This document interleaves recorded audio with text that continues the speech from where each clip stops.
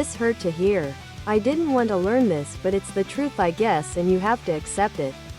Thank you for this. I assumed until now that it left her with the deficits one would assume would come from brain injury. What could be called? Instead, she is set to have a difficult life with seizures. But one where she can hopefully learn normally and lead a Chicago Cubs girl, always classy, never trashy, and a little bit sassy shirt. Painful prayers for her family.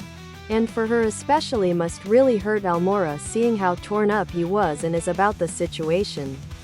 Besides paying for medical treatment, what else could someone legally take an organization to court for due to this kind of incident? I am pretty naive with legal jargon and technicalities.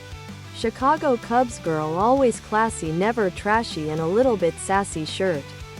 Tank top. V-neck. Ladies' tee for men and women. V-neck. Tank top. This sucks, but also doesn't bring a kid that young to a game. Bring the downvotes. It sucks. But putting up netting around the entire stadium isn't the answer.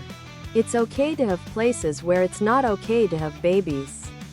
And it's also Chicago Cubs girl, always classy, never trashy, and a little bit sassy shirt. Instead of using it as a daycare center. Yeah, not in that part of the stadium. Also, the wording of this headline is unnecessary. Get your point, but I think it tells you it was that foul ball. Official Chicago Cubs girl, always classy, never trashy, and a little bit sassy sweatshirt. Hoodie. Sweatshirt. I've said for as long as I've been going to games.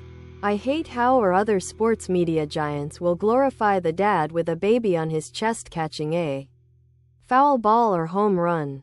I hate seeing moms with baby Bjorns at Wrigley, chatting away and giving no attention to the Chicago Cubs girl, always classy, never trashy, and a little bit sassy shirt. Seeing children who are completely disengaged from the game, as much as their parents. Baseball can be a social outing. I'm not fighting that, but do so responsibly. We don't have warning signs around Wrigley for foul balls for no reason. If your kid can't follow the game pitch to pitch, leave them at home. Other products.